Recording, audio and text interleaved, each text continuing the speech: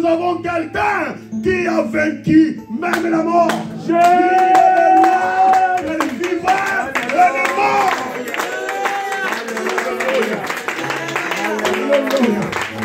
Nous avons le Seigneur.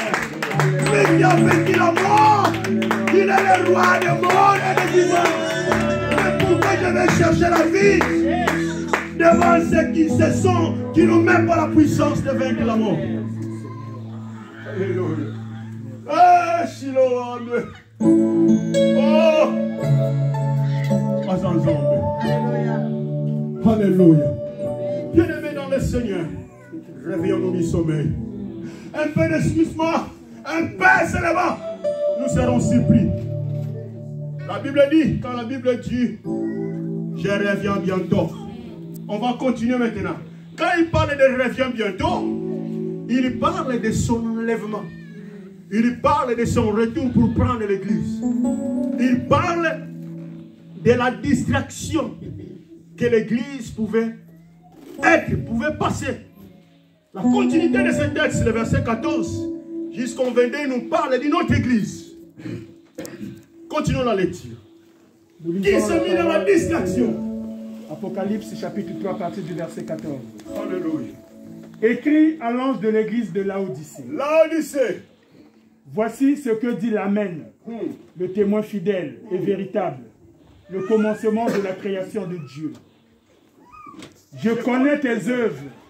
Je sais que tu n'es ni froid ni bouillant. Puisses-tu être froid ou bouillant? Ainsi, parce que tu es tiède et que tu n'es ni froid ni bouillant, je te vomirai de ma bouche. Parce que tu dis, je suis riche, je me suis enrichi et je n'ai besoin de rien. Et parce que tu ne sais pas que tu es malheureux, misérable, pauvre, aveugle et nu, je te conseille d'acheter de moi de l'or éprouvé par le feu, afin que tu deviennes riche, et des vêtements blancs, afin que tu sois vêtu et que la honte de ta nudité ne paraisse pas, et un collier pour oindre tes yeux, afin que tu vois. Moi, je reprends et je châtie tous ceux que j'aime. Aie donc du zèle, et repens-toi. Voici, je me tiens à la porte, et je frappe. Si quelqu'un entend ma voix et ouvre la porte, j'entrerai chez lui, je souperai avec lui, et lui avec moi. Celui qui vaincra, je le ferai asseoir avec moi sur mon trône, comme moi j'ai vaincu et me suis assis avec mon Père sur son trône. Que celui qui a des oreilles entende ce que l'Esprit dit aux églises. Amen.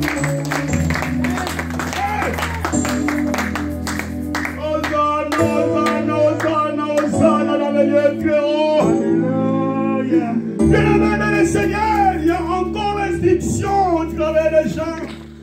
Écrit à l'église de Laodicée.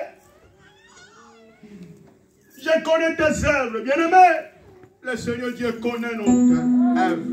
L'œuvre de chacun de nous est connue dans les yeux de notre Dieu.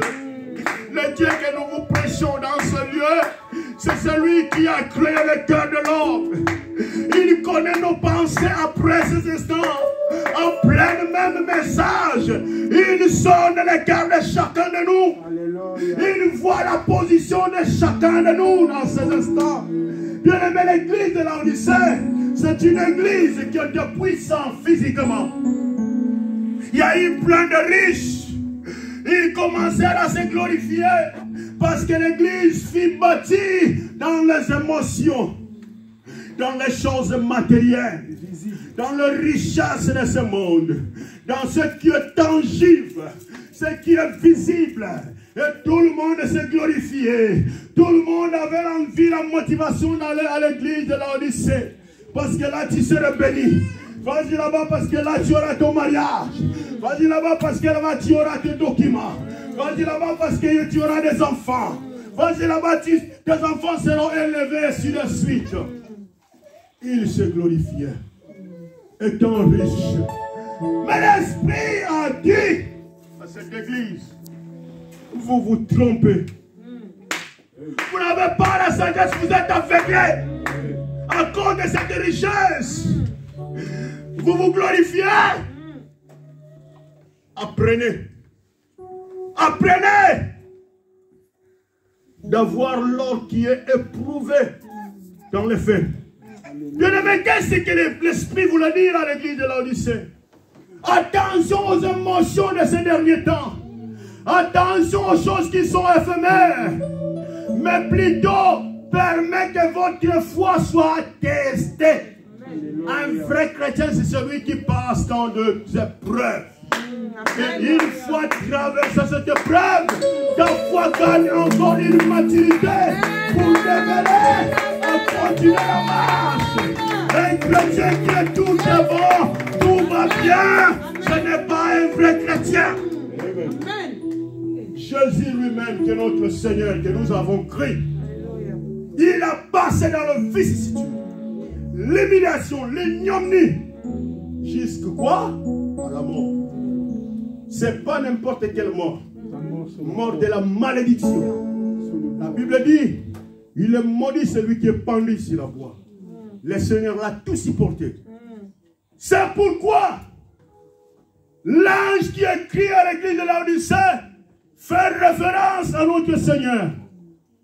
Comme il a préservé la mission que le Père lui a accordée, le Seigneur lui-même, le Père, l'a souverainement élevé. Et il est assis à sa droite. Un trône que personne ne pourra lui ôter. C'est auprès de lui qu'il veut que nous aussi, nous y soyons. Amen. À tous ceux qui vaincront, nous serons ensemble avec notre Maître. Ce jour-là, je ne sais pas si c'est moi qui ferai l'œuvre de Jean ce jour-là. Parce que Jean, la Bible dit, il vit les disciples qui s'accouchaient tout le temps aux poitrines, sur la poitrine de Jésus. Ce jour-là, moi je vais lutter d'être sur la poitrine du Seigneur. Alléluia. J'avais du mal, mais je me tenais toujours. Parler de toi. Ah, dis-moi, Seigneur. Il y a des gens qui s'inquiètent, mais pourquoi, Seigneur? Depuis que j'ai commencé à prier, bien-aimé, il y a une chose qui se passe.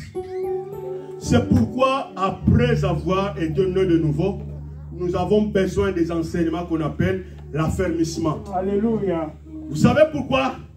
Parce qu'après avoir décidé de suivre le Seigneur comme Seigneur et Sauveur, tu donnes ta vie à Jésus, sache-le que maintenant que tu commences une nouvelle vie, maintenant que le combat va se lever, le monde des ténèbres va se lever parce qu'ils savent que tu ne fais plus part d'eux. Et tout royaume ne peut pas lutter entre soi. Une fois que toi tu te débarrasses de son royaume, il se lèvera maintenant des combats pour tester ta foi. Mais je viens ce matin, je viens ce midi pour rassurer que soyons fermes.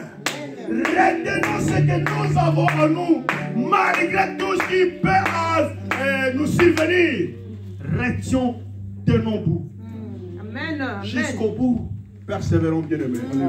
Ce qui nous attend est plus beau et plus vantageux que ce que nous pouvons gagner dans ce monde. Alléluia.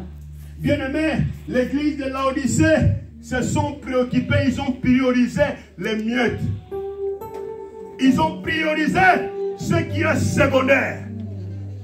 Bien-aimé, un chrétien doit prioriser ce qui est primaire. Amen. La priorité. Bien-aimé, nous devons savoir distinguer ce qui est la priorité dans nos vies. Bien-aimé, la bénédiction n'est pas prioritaire dans la vie d'un chrétien. Amen. Car la Bible dit, voici les miracles qui accompagneront ceux qui auront crié à mon nom. Bien-aimé, le reste va nous suivre. Le reste ne peut pas avancer. Tant que moi je suis derrière, ce qui doit avancer, c'est la priorité. La vie chrétienne, la vie que nous avons, celle que nous avons dit, doit être entre les classes. Bien-aimé, pourquoi je dois me glorifier pour être évangéliste? Si mon cœur n'est pas ce que Dieu veut que je sois. Alléluia. De quoi servirait mon titre d'évangéliste? Si ce jour-là même le Seigneur va dire, je ne t'ai jamais connu. Alléluia. Oh, de toi, de moi, toi qui commettais l'iniquité. Alléluia.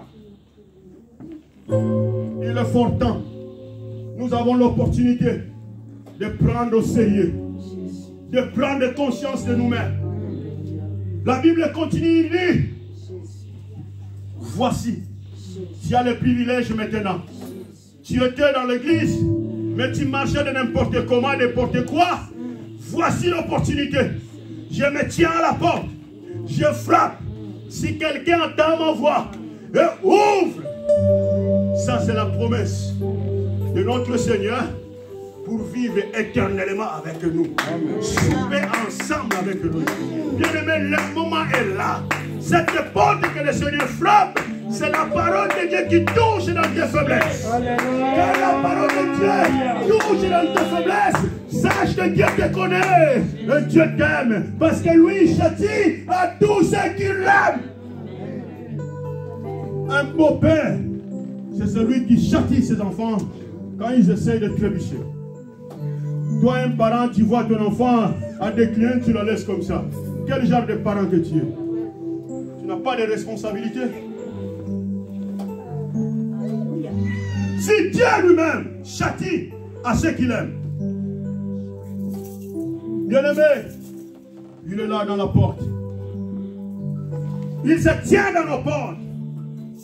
Il est fortement temps, bien-aimé. Alléluia. Il sonde les cœurs et les reins. Nous avons aussi tant présenté nos apparences.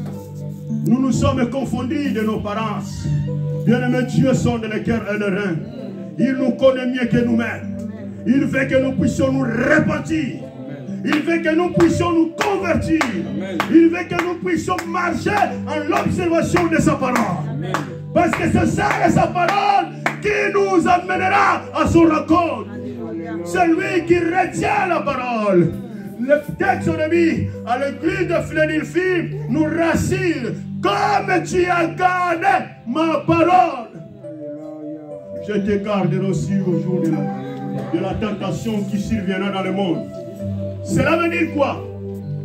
Le Seigneur nous promet de nous préserver. Ce que nous vivons, c'est encore. Ici, l'Apocalypse révèle la grande tribulation. Cela veut dire que le Seigneur va nous épargner, va nous garder. Nous serons enlevés avant la grande tribulation que le monde va connaître. Mais bien aimé, si tu ne veux pas rester, prépare-toi. Le moment est là. Ce n'est pas après le retour du Seigneur. Car après le retour du Seigneur, il n'y aura plus ces enseignements.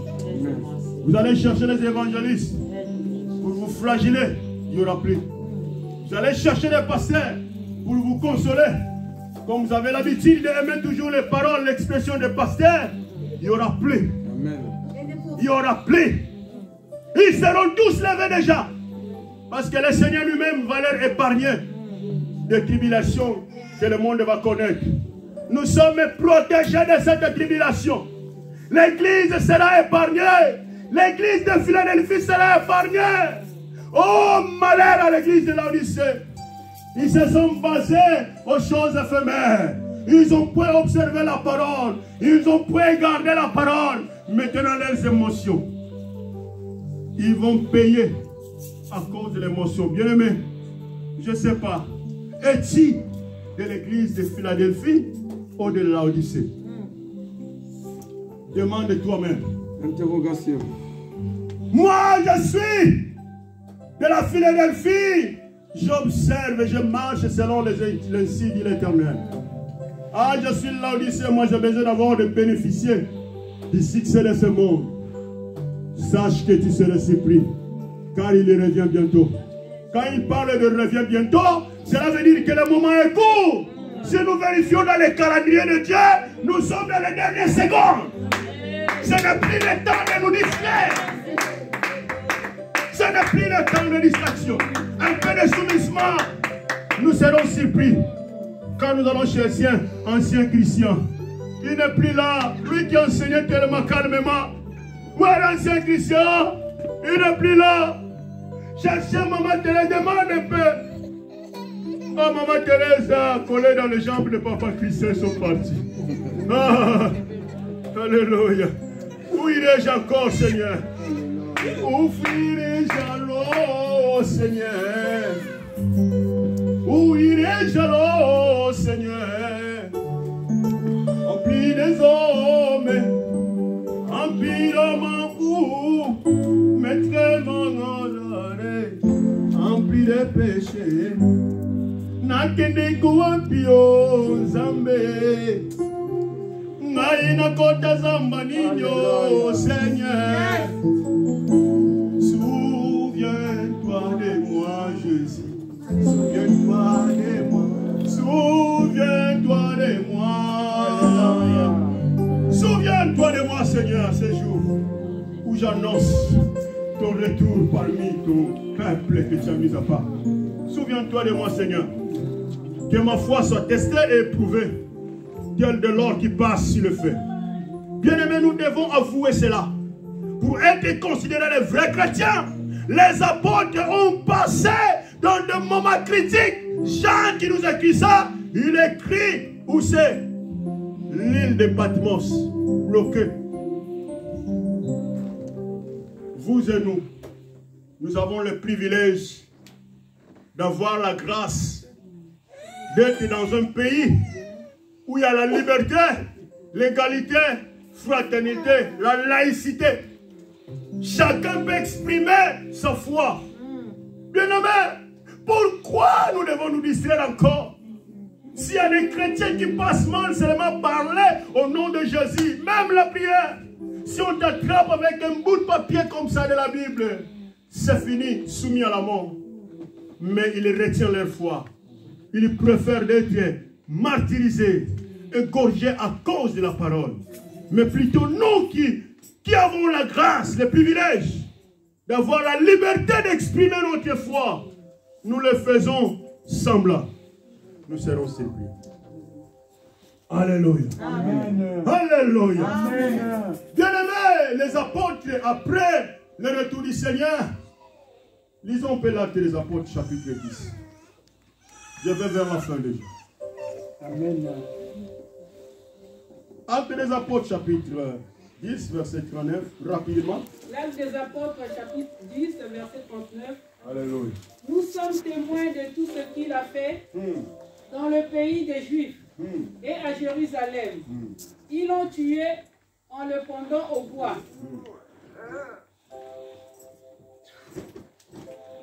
Dieu l'a ressuscité le 3e jour et il a permis qu'il apparût. Non à tout le peuple, mais aux témoins choisis d'avance par Dieu. À nous qui avons mangé et bu avec lui, après qu'il fut ressuscité des morts. Et Jésus nous a ordonné de prêcher au peuple et d'attester que c'est lui qui a été établi par Dieu, juge des vivants et des morts. Tous les prophètes rendent de lui le témoignage que quiconque croit en lui reçoit par son nom le pardon des péchés. Comme Pierre prononçait encore ces mots, le Saint-Esprit descendit sur tous ceux qui écoutaient la parole. Tous les fidèles circoncis qui étaient venus avec Pierre furent étonnés de ce que le don du Saint-Esprit était aussi répandu sur les païens. Alléluia.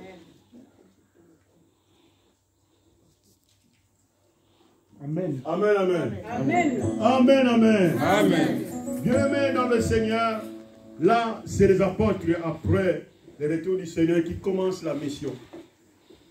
Bien-aimés, ils commencèrent à annoncer, c'est Jésus qui a été établi, le juge des vivants et des morts. Raison par laquelle notre Seigneur a passé les 3 jours. 2 jours sous le tombeau et resté le 3e jour. Pour aller débloquer ce qui était mort physiquement avant son arrivée ici sur la terre. Mais attention, les textes que nous venons de lire nous parlent. C'est Jésus, après sa résurrection, il a été vu par tout le monde. mais seulement à ceux que lui-même a fait l'exclusion. Bien-aimé, sache aujourd'hui, le retour du Seigneur pour l'enlèvement de l'Église. Bien-aimé, ce n'est pas tout le monde qui a le privilège de le voir. L'enlèvement sera subit et secret. Nous serons subitement, si c'est le moment où je vous prêche, vous verrez qu'il y aura plus. Vous verrez les habits, mais Timothée ne serait plus là. Tu serais surpris, mais où est l'évangéliste qui parlait? Ouais, il n'est plus là. Et c'est pourquoi Matthieu parle de ce jour-là. Malheur aux femmes qui seront enceintes. Et j'imagine ceux qui seront en plein voyage, dans l'avion. Et la Bible dit encore, la mort n'aura plus la puissance. Même s'ils tournent en l'air et s'éclatent, ils vont craser dans une montagne, l'avion va s'exploser, mais les gens ne mourront point. Même tu descends dans le rail là, où passe le train autour à tour, tu vas là, le train vient t'écraser la tête brun. Tu vas continuer à parler, tu ne vas pas vivre. La mort va dire, je ne veux pas de problème. Si tu prends l'hélicoptère, amène-moi jusqu'au fond, à l'Atlantique, jette-moi. Tu vas rester là, tu vas nager, tu vas boire de l'eau, mais tu ne vas pas mourir. L'océan va dire, je ne veux pas de problème. Bien aimé, c'est un jour tellement terrible, mais le jour du retour du Seigneur pour l'enlèvement de l'Église. La Bible dit, dans un clin d'œil de fermer et ouvrir nos yeux, ceux qui seront en vie, comme nous le sommes en cet instant, nous serons transformés. Mais d'abord les morts, ceux qui ont crié en Seigneur, en Seigneur. Donc je confirme déjà les apôtres, les prophètes, Seigneur, ceux qui ont observé la bonne nouvelle, seront ressuscités. Même s'ils ont enterré l'apôtre ici, là-haut, un chrétien, ici, là, il va sortir, nous ne le verrons même pas. Il ressuscite et il s'en va à la raconte. Et ici, là, c'est qui observe la parole de Dieu, qui fait part de l'église de Philadelphie, dans un clin d'œil, le mouvement de fermer ouvrir, nous serons transformés à la raconte du Seigneur. Mais bien aimé, après cela maintenant, ce que nous avions lu à l'Apocalypse, la tribulation qui va connaître le monde, ça serait après l'enlèvement de l'église. Maintenant, le monde va subir, parce que c'est le moment où l'Antichrist va régner. Si tu n'as pas la marque de 666, tu ne peux pas acheter, tu ne peux pas prendre le métro, tu ne peux pas aller partout où tu veux. Tu ne peux rien faire. C'est le moment compliqué, plus difficile. Nous aurons l'occasion, si Dieu le veut, d'en parler plus. C'est l'enlèvement. Après l'enlèvement, la grande tribulation.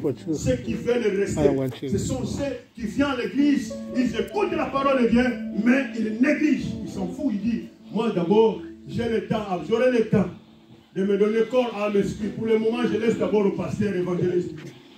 C'est pourquoi nous voyons aujourd'hui, même à ces instants, le pasteur, il fait tout. Parce que les gens ne connaissent pas l'importance de cette vie qui nous attend. Les gens ont la limite. Au lieu de se donner corps à l'esprit, il donne son corps, il laisse son esprit. S'il donne son esprit, il laisse son corps. S'il donne son âme, il laisse l'esprit et le corps. Toujours comme ça. C'est pourquoi l'Apocalypse parle à l'église de Laodicée. Je connais tes œuvres, tu es ni chaud, ni froid. Donc tu n'es pas chrétien et tu n'es pas athée. Et devant Dieu, on ne peut pas être ni chrétien, ni athée. Sinon Dieu va nous vomir. Tant mieux de rester, décide-toi, je suis athée. Tu te décides bien.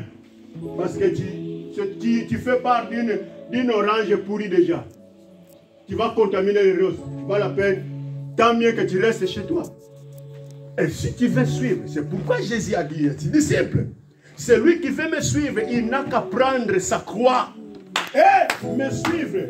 Celui qui tient sur les chariots et regarder derrière n'est pas digne dans le royaume. Nous soyons dignes, nous ne soyons pas dignes. Et c'est le moment de nous décider. Parce que nous sommes justifiés au travers de cette parole qui nous y a enseigné. c'est celle qui nous justifie. Et une fois justifiés, nous aurons la paix avec Dieu. Alléluia. C'est ce texte que nous allons lire depuis choisi. Romains nous confirme, l'apôtre Paul et confirme aux Romains. Une fois que vous êtes justifiés, vous aurez la paix avec Dieu. Amen. Alléluia. Je lis au nom de Jésus. Amen. Amen. Romains 5, verset 1. Étant donc justifiés par la foi, nous avons la paix avec Dieu par notre Seigneur Jésus-Christ. Amen. Continuez jusqu'à 11. À qui nous devons d'avoir eu par la foi accès à cette grâce, dans laquelle nous demeurons fermes et nous nous glorifions dans l'expérience de la gloire de Dieu. Bien plus, nous nous glorifions même des afflictions, sachant que l'affliction produit la persévérance. L'affliction doit produire la persévérance. La persévérance, la victoire dans l'épreuve, et cette victoire, l'espérance. Or, l'espérance ne trompe point, parce que l'amour de Dieu est répandu dans nos cœurs par le Saint-Esprit qui nous a été donné. Voilà. Car lorsque nous étions encore sans force, Christ autant marqué est mort pour des impies. À peine mourrait-on pour un juste. Quelqu'un peut-être mourrait-il pour un homme de bien. Mais Dieu prouve son amour envers nous en ce que, lorsque nous étions encore des pécheurs, Christ est mort pour nous. Il est mort pour nous, avant même. À plus forte raison, donc, maintenant que nous sommes justifiés par son sang, serons-nous sauvés par lui de la colère. De cette vengeance qui viendra sur le monde. Car si, lorsque nous étions ennemis, nous avons été réconciliés avec Dieu par la mort de son Fils, à plus forte raison, étant réconciliés, serons-nous sauvés par sa vie. Et non seulement cela, mais encore, nous nous glorifions en Dieu par notre Seigneur Jésus-Christ, par qui maintenant nous avons obtenu la réconciliation. Alléluia. Acclamons Dieu pour cette parole. Gloire au Seigneur. Le Seigneur qui a le pouvoir de fermer, personne ne pourra ouvrir. Et qui a l'autorité d'ouvrir, personne ne pourra fermer, nous a justifiés au travers de son sang. Bien-aimés, maintenant nous avons la paix avec Dieu. Cela veut dire que nous devons être prêts pour l'enlèvement. Cela veut dire que nous devons demeurer dans cette justification de Christ. Nous devons garder, observer les sacrifices que Jésus a fait sur la croix, bien-aimés. Pour terminer, j'aimerais vous raconter une histoire vite fait. Bien-aimé, il y a eu un monsieur, un couple, qui habitait avec sa femme. Après quelques années de mariage, ils n'avaient pas l'enfant. Mais l'homme voyait que la vie qu'il menait était tellement dure. Il dit, mais moi, j'aimerais faire plaisir à ma femme. Mais cette vie ici, là, on ne va pas s'en sortir. Pour ma femme, moi, je dois te laisser pour aller un peu lointain pour chercher la vie. Ok? La femme dit, bon, d'accord, j'ai confiance à toi. Va avec le Seigneur. Ils ont prié. Le mari est parti. Marie a dit, t'inquiète pas ma femme, je serai fidèle avec toi. Quoi que ce soit. Et toi de même, maintiens-toi fidèle. Ok. Le mari est parti. Il s'est dirigé vers un destin inconnu. Et Dieu l'a fait grâce. Il s'est retrouvé dans une petite ferme de messieurs qui avait plein des animaux. Et il s'est présenté. Moi, je suis là à la recherche d'une embauche, d'un travail. J'essaie de tout petit peu. Le monsieur l'a regardé et dit, bon, d'accord. Moi aussi, j'ai besoin de quelqu'un pour travailler avec moi. Mais mon projet, mon propos est que tu dois rester ici pour un bon moment. Le monsieur dit, d'accord. Je laissais ma femme, mais de toute façon, je l'ai promis que je suis là pour chercher et de changer une situation de notre vie. D'accord. Le monsieur l'a accepté pour travailler avec lui. Et le premier jour, après avoir fini leur dialogue de l'embauche, le chercheur, là, le monsieur qui a laissé sa femme, dit, ben, j'aimerais te présenter une préoccupation. Laquelle? Et que j'aimerais rester tout le temps ici, que je vais travailler, mais plutôt garde mon salaire. Les jours où je dirai que non, c'est fini ma mission, tu me donneras tout mon argent. Il dit d'accord. Le Messie a travaillé, un bon Messie qui a travaillé avec tout son corps, âme, esprit, il a mis dans le travail. Il y a eu l'évolution dans le travail. Le Seigneur a béni abondamment ces messieurs-là. Et puis, après 20 ans, le gars se lève, il dit, patron, en tout cas, je sais que je suis resté avec toi 20 ans. Là, demain, en tout cas, nécessairement, il faut que je retourne. Retrouver ma famille, ma femme. Le monsieur dit, ok, d'accord. C'est pourquoi j'aimerais que tu me prêtes déjà mon argent, prépare mon argent, comme ça demain, tu me feras et je ferai mon chemin. Le monsieur, le patron a dit, bon, d'accord. Mais et moi, j'ai une proposition à te faire. Le monsieur dit, je sais que j'ai déjà fait 20 ans, donc ta proposition, je pense que ça ne boutira plus qu'une solution. Mais d'accord, mais écoute quand même. Le patron qui dit, bon, j'ai une proposition, mais j'ai 3 conseils à te donner. Si tu acceptes les 3 conseils, je ne te paye pas ton argent, ton salaire. Durant toutes 20 ans. Mais si tu acceptes si tu veux ton salaire, je ne te donne pas les 3 conseils. Ah, le monsieur dit, mais j'ai travaillé 20 ans vraiment pour chercher, changer la vie de la famille. Je vais retourner sans salaire. Dit, le patron dit, t'inquiète pas, vas-y dormir, prends ton temps, et demain avant ton départ, tu vas me répondre. Ok, le monsieur est parti. Le jour suivant, il se présente devant le patron. Patron, je suis là prêt déjà à partir. Le patron dit, oh alors là, ma proposition, tu as eu la réponse? Dit, en vrai dire, j'ai tant réfléchi toute la nuit. Je demandais à Dieu, grâce à Dieu, Dieu m'a convaincu. Malgré les 20 ans, l'objectif qui m'a amené, c'était pour chercher l'argent. Mais je pense que les 3 conseils me vaudront mieux que l'argent. Donc, j'accepte les 3 conseils. Le patron reprit, si je te donne les 3 conseils, je ne te donnerai pas ton salaire. Tu le sais? D'accord, j'assume quand même. Ok, d'accord. Alors, premier conseil que je te donne. Attention quand tu sors pour se diriger vers un chemin inconnu. Parce qu'il y a trop de surprises. Deuxième conseil. Attention dans la curiosité. Parce que la curiosité peut t'amener à la mort. Troisième conseil. Ne prenez aucune décision sous ta colère ou quand tu es plein de joie. Ne prends aucune décision quand tu es en pleine joie ou quand tu es triste, en colère plutôt. D'accord, ok. Les 3 conseils sont là. Le monsieur a dit merci. En tout cas, c'est un plaisir de vous avoir pendant 20 ans. Là, vraiment, je dois vous laisser. Que Dieu vraiment vous garde et continue à vous bénir, vous protège. Il prend son petit sac avec l'espoir qu'il y retourne seulement avec 20 conseils, sans rien plus d'autre. Il est repart. Au moment où il marquait ce pas, c'est le monsieur, le patron qui appelle. Attends 2 secondes, ma femme, il vient là. La femme venait, la patronne venait avec un sac où il y avait 3 pains. Un gros pain et 2 moyennes pains. Le patron lui dit, les 2 moyennes pains, tu vas pouvoir manger durant ton parcours. Et le gros pain, tu dois le garder sévèrement pour manger toi et ta femme. Ok, d'accord. Il prend son sac, il est reparti. Comme à son aller, il ne connaissait même pas le chemin. À son retour, pareil, il ne connaît même pas le chemin. Donc, il va se diriger seulement. Il sait que c'est comme tu étais au fond là, par exemple, au château d'Ain. Pour aller vers Blois, le Blois est sorti. Donc, je dois vraiment atteindre l'autoroute pour voir la sortie du 7. C'est ce qui amène à Blois. Donc, dans sa tête, il a mis ça. Il commençait à marcher. En pleine brousse là, il voit un monsieur, un cultivateur.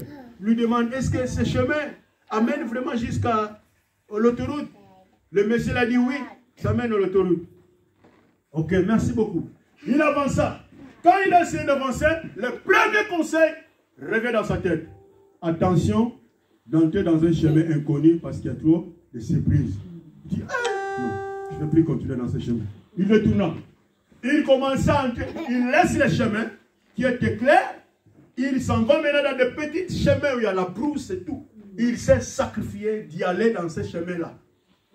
Et subitement, il était surpris. Il arrive dans À Posène, comment tu chame à Posène? Dans une petite campagne. Donc il y avait un monsieur cultivateur qui avait sa petite campagne là. Fatigué. Il arrive, il frappe la porte. Oui, il voit le monsieur avec une femme. Ah, monsieur, en tout cas, j'ai besoin un peu de whisky. Un peu de whisky ici, on ne vend pas de whisky. On ne vend pas de whisky. Hein. Ah, alors de l'eau. Ah, j'ai besoin de l'eau. Je suis tellement fatigué, j'ai marché 4 jours. Je suis vraiment dans le besoin. Est-ce que je ne peux pas avoir une place pour dormir? Le monsieur qui était à côté demande, mais toi, tu es venu de quel chemin? Oh non? Je suis venu seulement dans des buissons comme ça jusqu'ici. Et en tout cas, réellement, tu as de la chance. Parce que si tu venais dans ce chemin ici, tu dois, tout le monde qui vient dans ce chemin n'arrive pas jusqu'ici. Il y a toujours quelqu'un qui le dévore dans le chemin. Ah bon? Ok. Grâce à Dieu. Et là, je peux trouver une place. La dame a cherché les façons pour l'empêcher de dormir. Nous, on n'a pas de place parce que tout le monde, à cause des circonstances qui s'est passées, durant ce temps, les gens n'aiment plus passer leur nuit ici. Donc, tu dois continuer. Moi, je suis fatigué, j'ai besoin de passer la nuit. Avec l'insistance, la dame dit, d'accord, j'ai seulement un mousse où tu peux passer la nuit. D'accord, je suis d'accord. On l'accorde dans le mousse, il est parti se coucher. Et en pleine nuit, il écoutait maintenant, il écoutait le bruit dans la fenêtre. Au secours, alors quelqu'un qui criait au secours. Lui, il se leva avec la curiosité. Il a allumé sa torche. Il commence maintenant à focaliser avec la tendance de sortir. Deuxième conseil revient dans sa tête. Attention avec la curiosité, parce que la curiosité tue. Il dit, ah! Il retourna dans sa mousse. Il est endormi. Jusqu'à le jour suivant, le matin. Et quand il se présenta devant la femme s'étonnait. Hein? Tu es vivant. Mais pourquoi tu me demandes comme ça? Tout le monde qui passe nuit ici, c'est pourquoi je ne voulais pas que tu restes. Tout le monde qui passe nuit ici, pendant la nuit, le monsieur que tu avais croisé hier ici, là, il se transforme. Il fait des tapages dehors, il crie. Les gens, comme avec le bon cœur qu'ils ont, ils ont la tendance de sortir pour aller secourir et lui le tue. Donc aucun passager qui passe nuit ici surveille. Tu es le seul qui a survécu. Ah, Seigneur, merci. Le jour suivant, là, il se leva, il a continué son chemin. Jusqu'à quand il arrivait, presque il voit sa maison est là. Il voit déjà sa maison, mais subitement de loin, il voit sa femme assise avec un jeune homme dans son corps. Et la femme était en train de caresser la tête du monsieur. Là, la colère commençait à s'enflammer. En lui, commençait à s'enflammer. Et dans quelques secondes, le monsieur quitte le corps de la femme. Il partait avec son petit sac jusqu'à côté là. Il commençait à faire son buisson. Donc le nettoyage aux alentours de la maison. L'homme qui arrive. Marie regarda comme ça ses hommes. Oh, Paul. Il voulait l'embrasser. Il dit, ne me touche pas. Moi, je me suis sacrifié 20 ans. J'ai honoré ma parole. J'ai observé. Je t'ai pensé à toute ma vie. Toi, tu m'as trahi. J'ai vu tout ce qui s'est passé. Je n'ai pas besoin que tu me racontes. Mais qu'est-ce qui s'est passé? Calme-toi. Calme-toi. Il a osé l'oublier. Le troisième conseil. Et subitement, c'est le jeune qui revient. Il écoute le bruit. Ils habitent que lui, avec sa maman. Il revient. Qu'est-ce qui se passe? Maman. Et l'homme s'arrêta. Il avait déjà tiré même le couteau pour finir tuer sa femme. Et le jeune homme qu'il avait vu sur le corps de sa femme, qui revient en courant, dit, maman, qu'est-ce qui se passe ici? On lui appelle maman. Il dit, oui, Paul, quand tu m'as laissé, j'étais enceinte. Tu ne savais pas. Et celui-ci, c'est notre fils que tu m'avais laissé. Là, il a 20 ans. Ah! Troisième conseil revenu dans sa tête. Il embrassa son fils et sa femme. Désolé, veuillez m'excuser. Allons-y. Ils sont entrés à la maison, ils ont prié, ils ont remercié Dieu pour son retour. Il a demandé, veuillez m'excuser mon fils. J'étais parti pour chercher le meilleur de nous. Malheureusement, je vais vous raconter tout ce qui s'est passé là. Il a raconté maintenant le dernier jour de son retour, ce que le patron lui a posé. Dans ce moment-là, je suis revenu avec rien que ce pain. Et ce pain, nous allons manger. Il m'a dit de manger, moi et ma femme. Mais comme notre fils est là, nous allons manger nous trois. Et subitement, quand il a coupé le pain, c'était tout son salaire de 20 ans. Il dit, ah, nous sommes riches, nous sommes riches. Toute la maison était remplie de joie. Alléluia. Morale de l'histoire. Bien-aimés, on peut tout envier. N'oublions pas l'essentiel. L'essentiel, c'est ce qui nous fera demeurer auprès du Maître dans le trône du ciel. Que Dieu bénisse sa parole et bénisse son peuple. Au nom de Jésus.